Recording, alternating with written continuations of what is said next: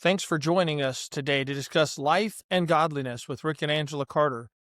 If you'd like to be part of the conversation, email us at cartersforhope@gmail.com. That's Carters, the number 4, hope@gmail.com. Any questions you have, we'll discuss in future episodes. Right now, sit back and let's join in on the conversation. Hello, hello, hello. We are in Split, Croatia. Yes. This is our lovely Backdrop. backdrop today, and it is it's one room, so the bed's on the other side of this, and then a There. little kitchen and a bathroom. And it's interesting because these were very clearly communist apartment complex.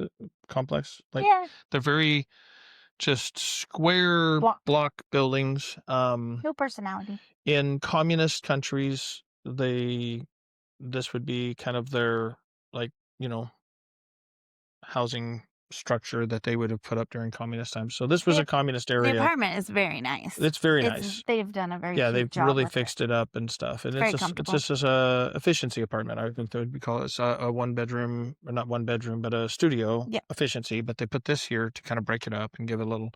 And we had to turn it around because there's literally no lights over here facing that direction. Right. So we've got windows, but it's windy today, and it is rainy, and it's a national holiday to boot. So we had a great conference here, though, Saturday, and great services Sunday. And we had 29 first-time guests at our outreach. We did an emotional pain outreach. So they promoted that topic. They translated our book, Emotional Pain book, and then promoted that. And they did flyers, not quite 10,000, I think, somewhere just near toward that end, or less than 10,000 is what they said. And then some Facebook ads, and to have 29 guests is great. That was tremendous.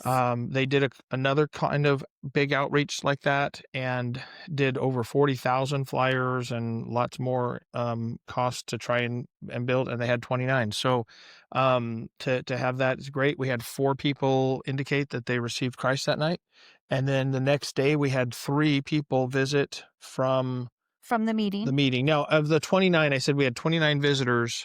22 of them were first-time visitors.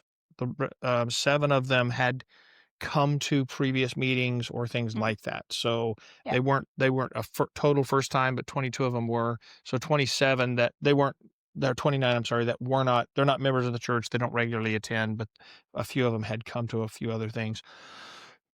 But and then Sunday, of the 3 that came to church Sunday, one of those ladies got saved, and so it was a real blessing. We're here today and tomorrow still. This is Tuesday, and we're going to preach tomorrow night. I say we, but and then Thursday we head to Italy, and we've got next week's the week of Thanksgiving, and we're doing a missionary retreat the week of Thanksgiving, and doing that in Rome, and looking forward to doing that. So anyway, that's kind of the lowdown of where we're at and what we're doing. But we are talking today.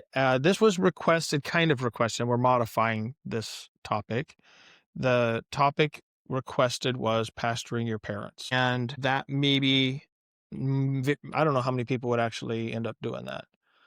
So probably more than what we think. Maybe more than what we think. But anyway, what we're also going to include just pastoring your family and your parents included in that.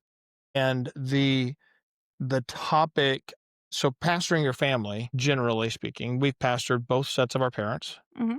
We've pastored our children, all of our kids, obviously, and into their adult life. Okay. We've pastored all of my siblings at one point or another were in church. Now, my youngest brother, who's now our pastor, was in our church as a co-pastor. But other than that, all of this, I pastored the rest of my siblings before that. So we have a little bit of experience with pastoring family. Anyway, so we've learned some things. We've learned a few things. We should say that. And I would say it's difficult on both sides. Yes. I'm not speaking negative of the family at all here. It's difficult to pastor family, and it's difficult to be pastored by family. And the reason is because your family. and you're always the thought of, well, this person's my brother, or this person's my son, this person's my dad.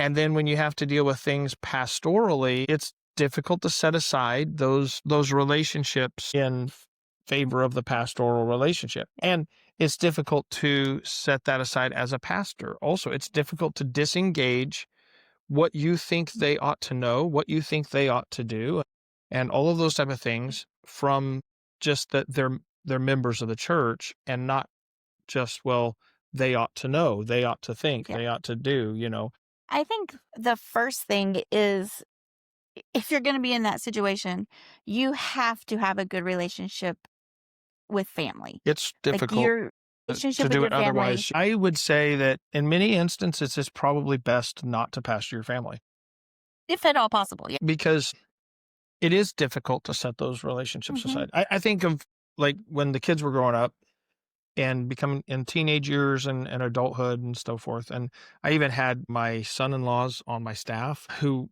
were phenomenal. I mean, they both my son-in-laws have done a phenomenal job in as staff members. But there were times I'd have to deal with things and say, as the boss, I say, but then I had to do it in such a way as to say, look, I'm not dad right now. I'm boss. We're at work and we need to deal with these things. And then I had to have the ability then to also turn that off and set those things aside.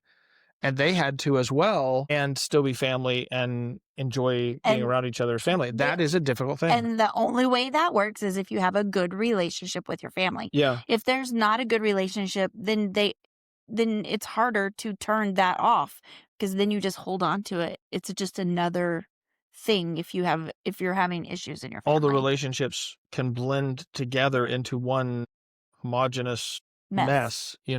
and it's got to be, you got to have a good relationship overall, but you have to be able to distinguish. And so one of the things, kind of the analogy I used a lot, is the hat analogy. And I'd say, all right, I'm wearing my pastor hat, I'm wearing my dad hat. And this is true for your spouse too, Mhm. because there were 'Cause it's times hard. Angela has not always only been my spouse. She's also a church member, and she's also serves in various different ministries when we were pastoring. And then at some points, she was an employee because she was like the secretary for a while, and I had to fire her. That was a complicated thing, when you have to fire your secretary. It wasn't as bad as And it then you have to sounds. go home with her. I didn't want to do it anymore. Anyway. It wasn't that I was messing up. No, it wasn't. Don't worry. But but it was something we had to learn early on when you were secretary, because I would say do something and you would say, maybe not want to do it the way I said. And I had to say early I'm your on, boss. I'm not talking to you as your husband. This isn't a discussion. This isn't a marital discussion. This is a do what I said moment. And we had to get through that. That was Yeah. a difficult transition. And ladies, you could make it very difficult for your husband to pastor if you try and treat serving in the church as a marital you treat me relationship. as your wife, not Yeah. as someone that is Right. serving in the church. And that's a difficult thing. It is. It was challenging at first, and I will admit, like, I struggled with it in the beginning, and we probably had We did. unnecessary arguments over it. Not really fights, Not but fights, just but arguments. but what I said was, here's what changed all that. And this was a conversation we had. I Mhm. said, all right, now let me ask you a question. If someone else was the secretary and they were responding to my request the way you're responding to my request, how would you feel as my wife about the secretary? I would have fired her. And that solved the problem. It really did. That It did. one Just conversation. helping me see the perspective. Right. Like, it just changed. Because it is hard, I'm not going to lie, it is hard to separate the wife feelings from the boss feelings, because he says, I don't like that. I took it personal. Like, as his wife, I did something he didn't like, and I had to learn to that. No, he's talking to me as boss, and Right. he wants it done a certain way. So, yeah. And that interaction, I think, kind of also summarizes a bit the concept or the complication of pastoring family. Mm-hmm. And then it gets more complicated if they're employed by the church, a Mhm. staff, Yeah. or, whatever. And yet both of you, both from the pastor perspective and the family perspective, have to recognize the responsibility of the position, right? Right. Um, I think you even sat down with our son-in-laws before we even hired oh them and yeah. Oh said, yeah. "Look, it's going to be hard. It's going to be complicated. You're going to mess up. I may not handle things right. If you can't handle me as a boss telling you you're wrong, don't accept the position Right. because Correct. And we they both value our did. family relationship more, obviously." Yes. And they both did fantastic with Yes. that, Yeah. actually. So, that was, And we've that was really not had that conversation with every family member that's been before they joined. underneath us. Yeah. Yeah. Um, Before they joined the church, it's like, hey, I am the pastor first. When it comes to church stuff, I'm the pastor first. I'm not brother first. I'm not son first. If you can't respect that position and I can't pastor you, then you shouldn't be a member here. You Mhm. should be a member where you can be pastored. So I think probably the Everybody, first. let me say this, everybody needs a pastor, including pastors, meaning everyone needs someone who can correct them when they're wrong and you receive it from them where they say, look, you need to pay attention to this, who's watching, essentially watching for your soul and saying, this is an area that you need to be attentive in. You need to make sure that you're not messing this up, and you don't huff and puff at them, you receive it. And so there were men in my life that I had given permission. If you see me doing something wrong, you have the permission to correct me. You have the permission to tell me. I'm going to take that weight of consideration, Mhm. and I'm not going to be mad at you for telling me. And that's really the essence of what it means to pastor someone. It's not just getting up and preaching to them. It's being able that's the preacher side, right? The pastor side is seeing something in their life and being able to go to them and say, I'm concerned for you about this, Right. or would you pray about this? And the problem is a lot of people, and this has nothing to do with just family. A lot No. of people have no pastor because no one can correct them. Yeah, they're too They're prideful. uncorrectable. Mhm. They're their own authority. Mhm. They may say that they have, a pastor, and they may say that, but they will not submit to any authority in their life. They will not submit to any correction, and it just is destructive in their life. Yep. And even today, I'm now under the authority of my brother as my pastor. And if he has something he needs to tell me, I hear him and I thank him. And not that he has had at this point, but I've already settled that in my heart that he is my pastor and I need to respond to him as a pastor. I've given by allowing him to be my pastor to begin with, I'm giving him permission to correct me if he sees something in my life that needs addressed. That that has to be an understanding in your own heart. Mhm. And so when a family member joins your church, whether it's a sibling, a child, or, as a child becomes an adult and they make their own choices and so forth. And by the way, I don't think you should punish family if they choose to join a different church, No. because they may not, they may say, I want to have that only this family relationship. I don't want to have the complication of the pastoral Mhm. relationship. I want to be able to say mom and dad without having to be confused about Right. pastor. And that's what I was going to say. I think that if you're looking at going into that situation, I think absolutely the first thing you have to do is sit down and have that hard Yeah, conversation and lay it all out on the table. And like you said, don't get offended if they, after you lay it all out on the table, say, I don't think I can do that. Great. It's going to save you a lot of heartache in the long run. absolutely. Yeah. While you were talking, I blew in my tea because it's hot. It steamed my glasses up, but I was listening to you. Yeah. Sure. Sorry, you were. I Yeah. agree with what you said. Yeah. So that conversation has to, so then, pastoring your family then becomes, it can be a great blessing because in many ways, especially my parents, they're in ministry and they were never just attending members per se. My parents have been missionaries, basically sent out, church planting missionaries sent out of our church, and have had a wonderful ministry and impact as being sent from our church. are still church planting. And so that has been good. I mean, I felt like there's been a lot of good. I will say this. There have been times I'm sure they were frustrated with us, I'm sure, just as because that's saying, normal. from a pastor saying, "Hey, let's hold back on this, let's wait on this," and or that, and we all have that zeal, but they have responded to Yeah. that. Yeah. They have not bucked or fussed or anything like that. They have been really great to deal with Mhm. as a pastor. Angela's family was a little different in our pastoral relationship. They were members of a church we started, but we never lived there while we were pastoring them. And you say, well, were you their pastor? Yeah, because we actually started it. I would fly down every month and spend a week there and do evangelism, have services and so forth. And then other than that, we would record our services and send them. Mhm. When we moved to Oklahoma, And they kept the church going until we got a pastor. correct. So I mean, there was that pastoral relationship as far as, hey, Mhm. we need to do this, we need to think about this, Yes. and they Well, that's what I responded say. very well When we too. moved to Oklahoma, the church we were at, that was the starting church, asked that I would take that mission work, and we moved it to under Beth Haven, and then we recorded our services. I mean, it was like live streamed and so forth. But Mhm. and that church is doing great. They have a Mhm. pastor. He's full time there at the church. The They're ministry growing. is good. It's a small town, It's so a it's small not town, like, so it's a slow ministry, but yeah, it's a good ministry, and they've done they've a really done great a great. job. But that pastoral relationship wasn't we're in their face every day kind of thing. Not Mm-mm. in the face, but we're seeing them every day. We're there in every service kind Mm. of thing. Um, but being able to say to them still pastorally, hey, these are the things that need to be done. These are the things you need to watch out for. You need to be careful about this or that.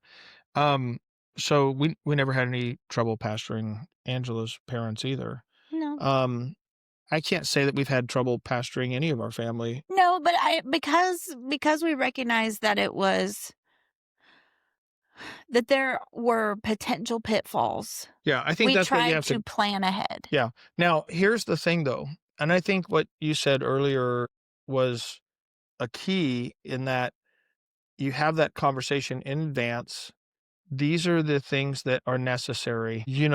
Your family member does have a greater weight of responsibility in many ways than maybe average church member because they are your family, and there's People going to are be people watching. that watch them and go, well, even your brother, Brother, your your mother, your sister, or sister, whatever. your daughter isn't doing what you say to do. And there's going to be an extra weight of judgment on them. Mhm. There are going to be people that say, this is, if your sibling teaches a class or your child, does something, well, that's nepotism. And to be quite frank, it shouldn't be nepotism. You shouldn't put someone in a position just because they're They're family. related.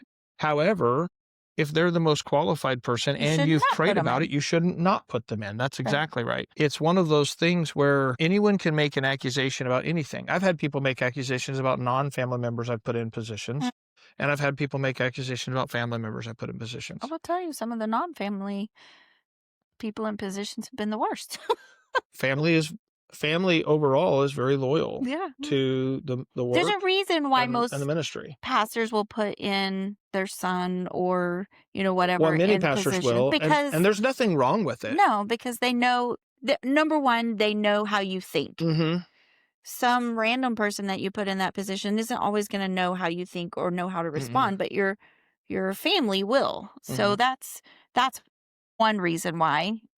But also because of the loyalty. It is loyalty in ministry is I'm talking about on staff in particular. It's an important thing. Yeah. And so many churches get destroyed because of disloyal Yeah. people that are on staff who see things, and then all of us have moments of like foolishness or weakness or whatever. And I'm not talking about sin. I'm just talking about, just normal living experiences.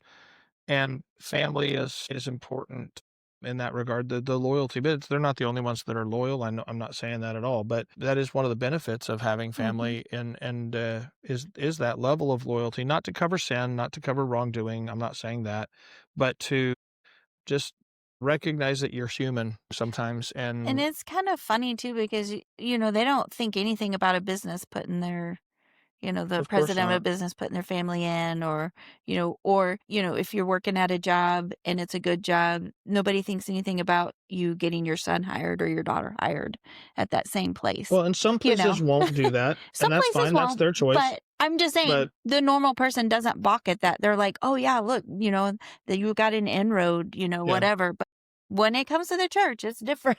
Well, and only with some. Yeah. It's not a overall. I don't think most people are thinking that way. But I would never think that it would be appropriate for the pastor just to say, now my son's now the Oh pastor. yeah, no. I think, but I don't think a pastor should just say this person's now the pastor. I think the church needs to be involved in that process. Right. And I think the pastor's recommendation ought to carry a lot of weight. But I think the church has to make that decision. Ultimately, it's their choice. Yeah. So, but short of that, just serving together and ministering together, I don't think people in your family should not be allowed to minister because they're your family. Otherwise, that makes them a second-class church member, and they should not And be a then that second-class church member. causes extra problems. Correct. Yeah. So Yeah. So what? So like, share some of the things that we put in place structurally wise to help our family. So for our family, we did this situation where we anticipated, not because of a problem, but just I anticipated, what if someday someone comes and they have a conflict between them and one of our family members, because we had a lot of family in our church. And what if there's a conflict between two people and it involves a family member, and the family member is right, and I side with the family member, and then there's this accusation you only sided with them because they're a family member. And I wanted to eliminate that. So I got two of our deacons, and I said, if there's ever a conflict in the church between one of my family members and another member in the church, they're going to come to you two men. I believe they were spiritual men. I believe It wasn't just two random. Wasn't two It random was two guys. spiritual. Two very people. spiritual deacons in our church. And I said, you guys will be the ones to meet with both sides and hear them both out, and then make a determination on what's right here and that recommendation, and I will follow your recommendation. And that, and I told the whole church that, if there's a conflict with one of my family members, this is how it'll be dealt with, so that no one can say Right. pastor was just, taking sides. and it's because his family. So I really think that only happened one time.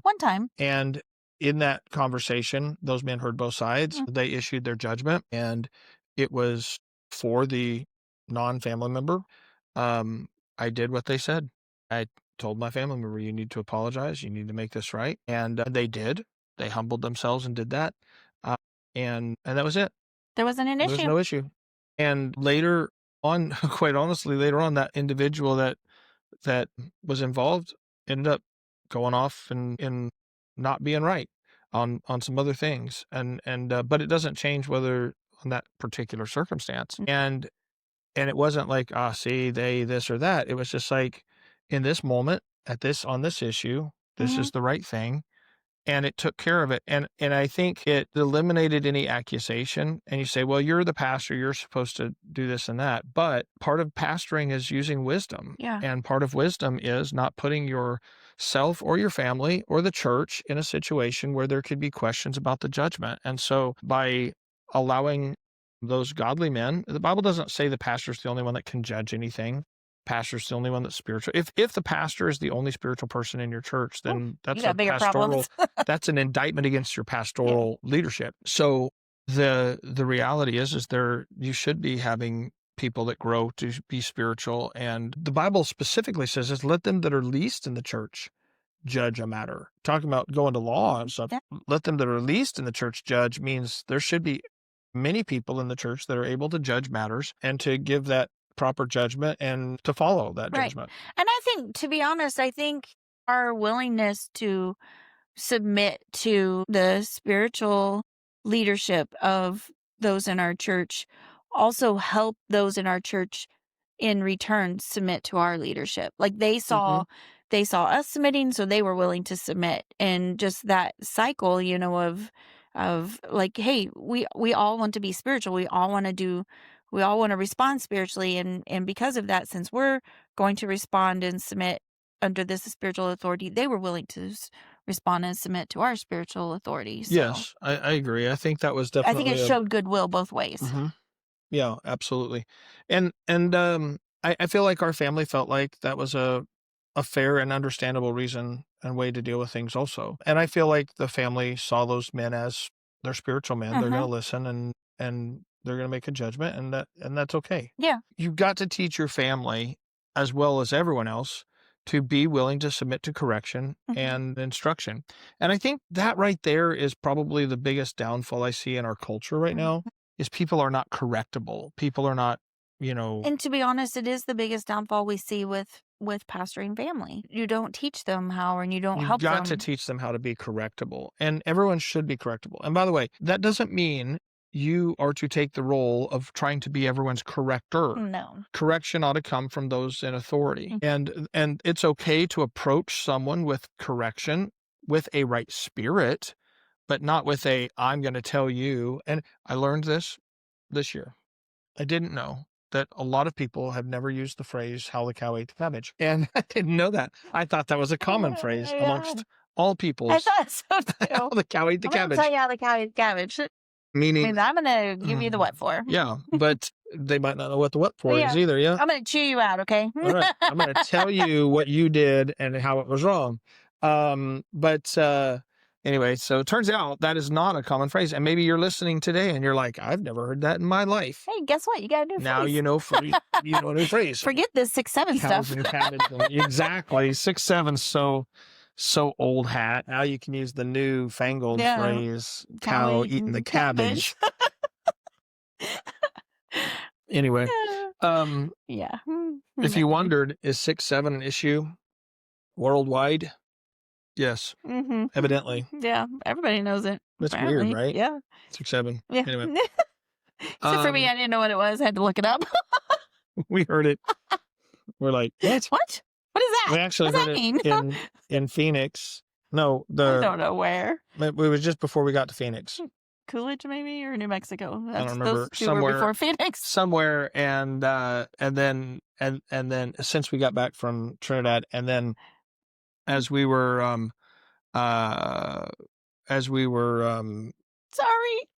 on anyway, we've heard it Yeah, a lot of we've heard it a places lot, now anyway. all of a sudden. So that was a long, weird Yeah, rabbit trail. detour, but Okay, so where were we at? we were talking about we had made. Oh, people, you shouldn't take it on yourself to just decide you're going to correct other people. If you're going to correct a pastor or you're going to correct someone that's in an authority position, the Bible tells you how to do that. You should approach them as a father, as you would entreat a father. You shouldn't go and with an attitude of I'm going to let you know and I'm going to tell you. That is a wrong spirit to have. You should entreat them with love and with graciousness and say, would you pray about, would you consider, not with an arrogance that somehow you are this noble, righteous crusader that's going to correct everything and whatnot. That stems from pride. That Yeah. stems from arrogance. And so humility is an important part of Yeah. correcting anyone. And even when you're in authority, you need to approach people with a humility and a spirit of meekness, as the Bible says in 2 Timothy, in meekness instructing. And so we're to approach anyone with that same type of a spirit, right? Mhm. But we have to learn how to be correctable. And I know we've talked about that before on our podcast, but I think it is one of the biggest areas of struggle people have is the inability to allow themselves to be corrected, And especially by family. especially family. Yeah. Yeah. Who do you think you are? You're my sibling, brother, father, mother. But honestly, child. I think that starts, especially with your own kids at an early age. You're those Sunday school teachers, the junior church workers that are teaching your kids, not always taking your kid's side, but actually listening to the worker and backing up the worker. If your kid was a Mhm. brat, you accept that your kid was a brat and deal with it. Boy, that's a big one right Well, there. I was just saying, because It- that's the thing. and pastorally, that's a big one. We always take kids' sides, but that we don't always search out the whole matter. The big danger pastorally with your kids, there's two directions you can go. Either they're never wrong, Mhm. and how dare anyone correct them? They're the pastor's kids, versus they're always wrong, and they get punished when there's accusation, whether they're true or not. We don't even search them out because, they're the pastor's kids. They have a higher standard, and they better live up to this standard. And they didn't choose to be a pastor's kid. They didn't vote for that. It's not fair to punish them for being, and that's why I think sometimes preachers' kids, whether it's pastors, missionaries, whatever, just ministry kids resent the ministry because they get put on and judged unfairly in some cases. But then churches can get frustrated because the ministry kids are never dealt with, and Right. you're not allowed to say something about the ministry kid being Or the pastor's or the parents if they're in the church. I've heard that yeah, too. Yeah. yeah, absolutely. And so all of that has to be put in balance, right? There Mhm. has to be a balance um to being the pastor and having family in the church and being family of the pastor and so forth. So there has to be an effort to put balance in. And you may not get it right 100% of the time, but you ought to Strive. strive for that balance in the ministry. Mhm. So okay, so the request was specifically About parents. about parents, and we've kind of talked through a lot of a spectrum here. But I want to say a couple things about just pastoring your parents, particularly. Okay. If your parents cannot respect your position and leadership as pastor and allow you to pastor them, then not, you should recommend them to somewhere else, because it's better for them to have a pastor than to be in your church. If your parents can respect and follow you as their pastor, you shouldn't attempt to always be the pastor and never their child again. You know what I mean? Sure. So I think it's okay to say, and we had that happen in Oklahoma City, Yeah. where there was another pastor in the area who her parents came to the area, and good people, but there was just a concern on their part on both sides of, could I let this person pastor me, and could I pastor them, just because of family dynamics and personalities Mhm. and all of that type of stuff. And they recommended that they come to our church, and the parents agreed with that. Yeah, we think it would be better that we have someone to pastor us and we can just be family. And they came to our church, and they were a huge blessing, Mhm. and they're great people, both of them. The pastor, they're great folks, and the parents are great folks, and they were able to still be family and Family. have great Yeah. relationships, do everything. And I didn't get jealous that they were doing something with another pastor. That's their parents, their Yep. child, Their and family. stuff like that. And so that was a great choice on their part. At the same time, if there's an ability, and yeah, we can do this, you still need to spell it all out. And then you need to be honest about where it's at. And there may come a point where you go, listen, I love you so much. I want you to have the right relationship. I want to have a right relationship with you, and I want you to be able to have a right relationship with your pastor.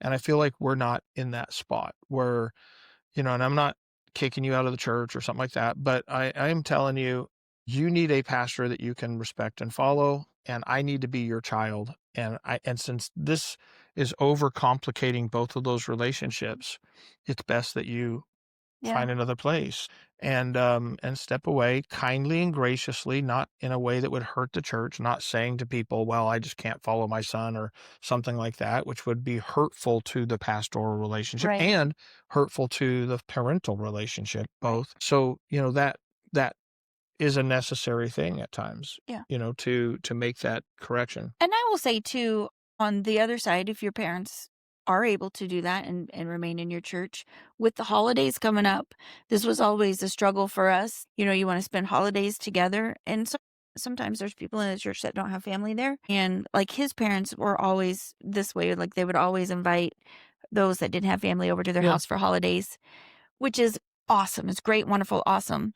If that's what you intend to do, but don't foist that onto your family. Yes, because the other aspect side of that is many of them were in our church. So then when we would go to this holiday, we felt like that we couldn't be family only. We had to still be pastor.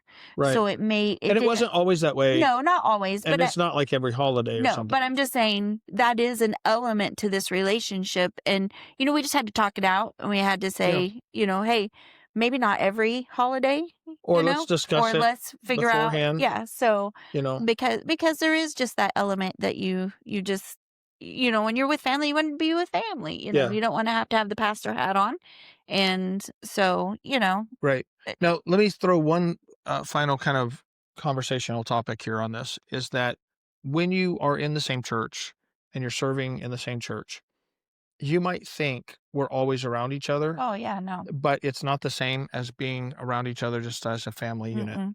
And it actually becomes more difficult to spend time with your family Yep, outside of church because in your mind, you're like, well, we see each other all the time, but you but don't you really spend time don't. together all the time. No, When my parents were serving out of our church, we would see each other in passing in yeah, ministry. But handshaking time. yeah, well, and they weren't even often in the service, No, but we'd yeah, just see each other in passing, but that's not spending time with someone. right. And So don't neglect time. don't neglect spending time with your parents because they're members of your church and you see them every service kind of thing. Right. Um, they still need that time. You need that time. Mhm. I was thinking about this. I heard someone say this, so this isn't like a unique thing to me, but I was thinking about it. Just that in reality, my parents and Angela's parents are in their 70s now. If they live, let's just say to 80, something like that, maybe we have, 8 years, 7 years, 8 years of time left, but we don't have 8 years of time together. We Mm-mm. have 8 years of time left. And if we see them Once a twice a year. year, I mean, we're not in town anymore. Mm-mm. If we see them twice a year, um, then we have, 16 interactions left with them. That's it.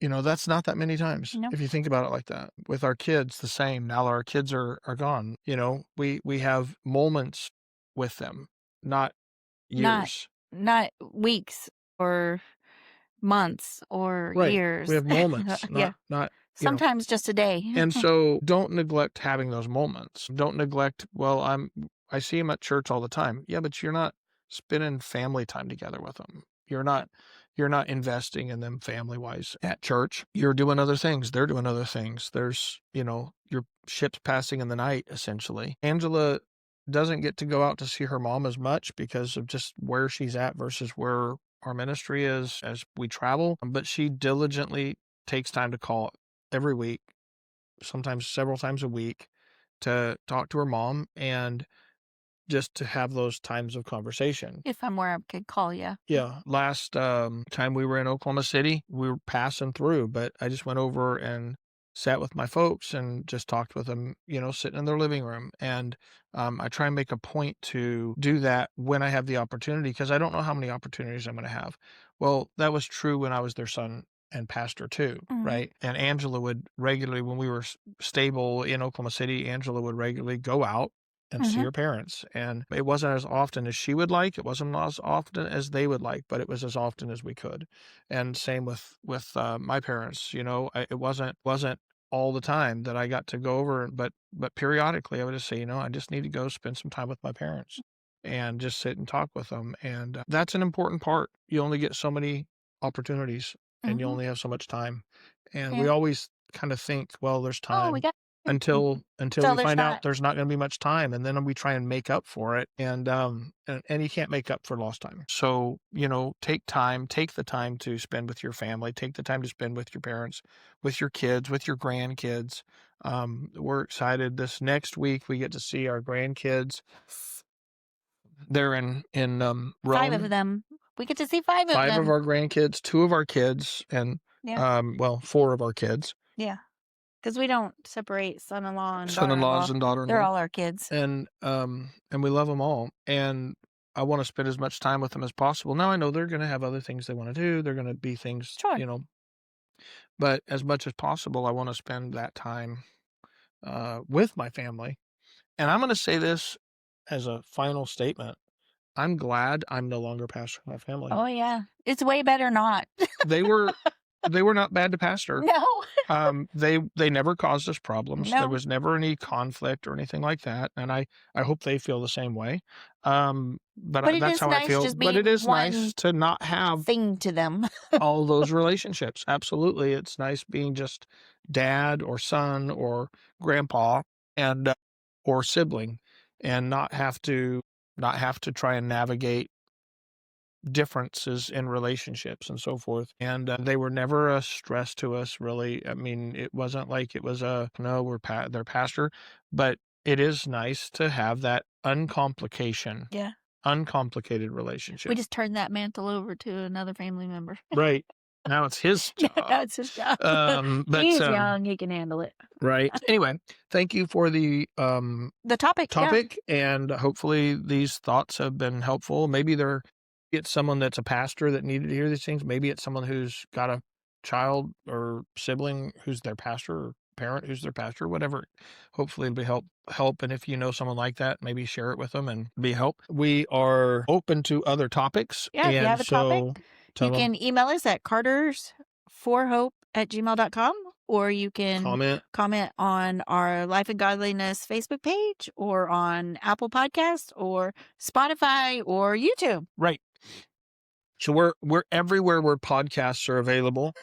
We try to be anyways. Anyway, and we have a great time doing this. I hope you guys have enjoyed the podcasts and are uplifted by them and laugh along with us when we laugh too. And we're just thankful for the opportunity. Next week is Thanksgiving, and our goal is to do a podcast the week of Thanksgiving. And I'm thinking of some different things there.